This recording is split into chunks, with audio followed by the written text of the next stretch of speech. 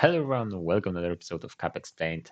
In today's episode, I want to showcase you the rich text editor, which is an UI5 element. So it's not only Fiori Elements, but we're gonna add it to Fiori Elements in like two simple steps. So no worries. And there's just some nice notes to it because UI5 is well, um, very well documented library. So you can see and read all about it. In our case, what you need to know is that it's gonna be a big text box, but something where you can transform the text like in a Word document, for example. Right, so I have prepared a simple project, Cinema, called Cinema. We've got a schema, cinema.cds, where we've got only one entity movies, and I have created also a simple application just so we can add the element to it. Let me show you on C movies application, and here we've got the general information. Nothing much to it, just a simple object page. Now if you want to add a custom, so to say, UI5 element, we're not gonna go to the annotations. I mean, we're gonna go there, but we're gonna put it automatically. Usually you would use annotations to add elements, such as a field on the list view on the object page or a table. But to add the rich text editor, we're gonna need to go to the web app folder.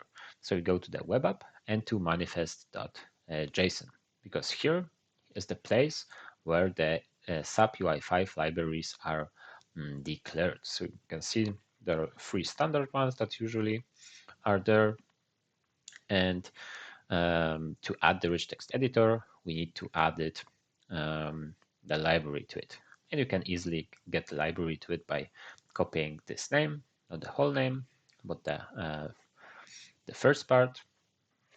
So I'm just adding SAP UI rich text editor, and Shift Alt F to format the code, and just like that. But I see there is there an error, or I'm not sure what this is.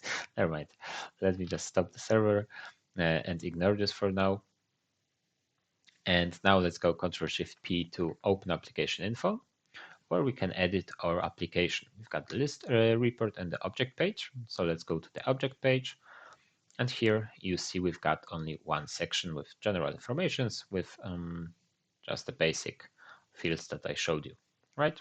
So nothing too complicated here. And to add a custom section from UI5, we're gonna click on the plus, add section, or you actually can see it because I need to move it a little bit. Let me do it like that.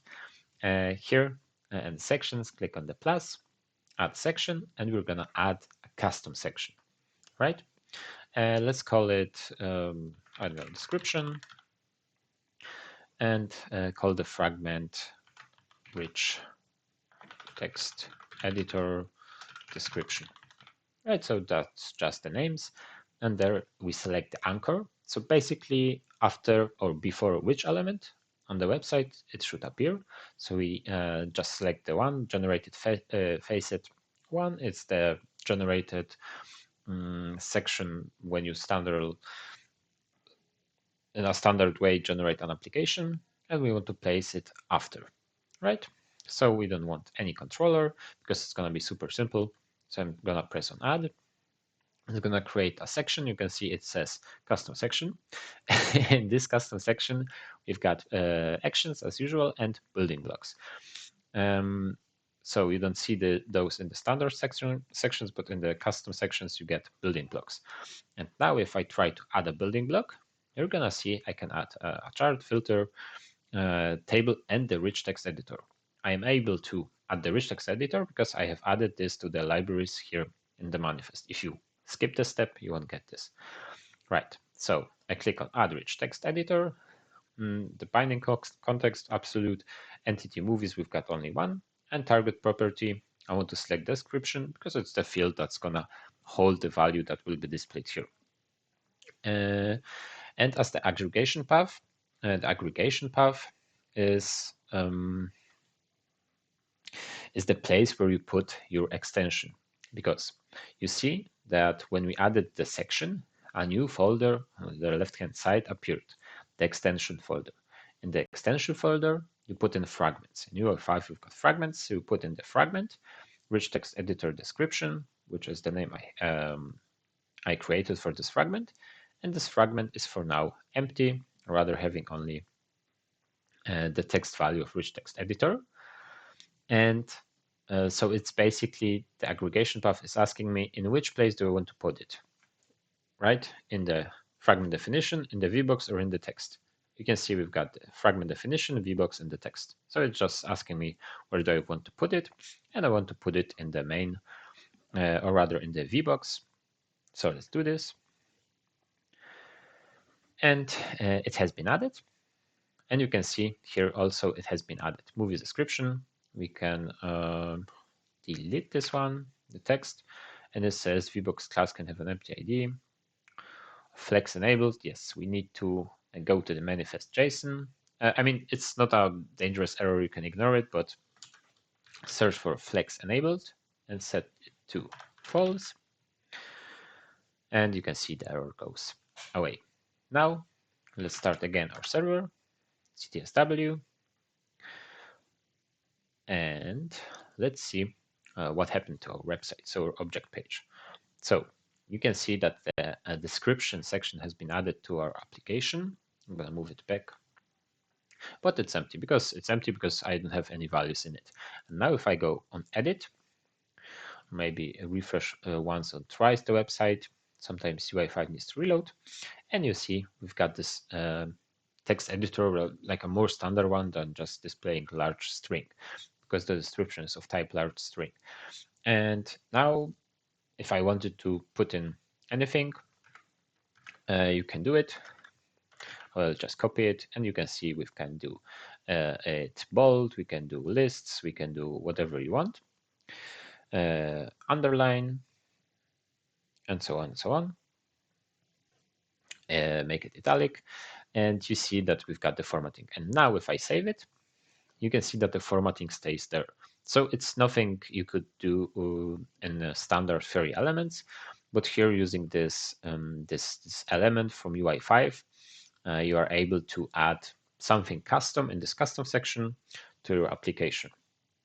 And if it's something only you want to display, that's totally fine, and you don't need to worry about it. But it's very important to remember that the value that is saved, if you use the formatting, it's going to be HTML, right? So we saved this record. It's laugh out loud. And if I go back to our entity, go back.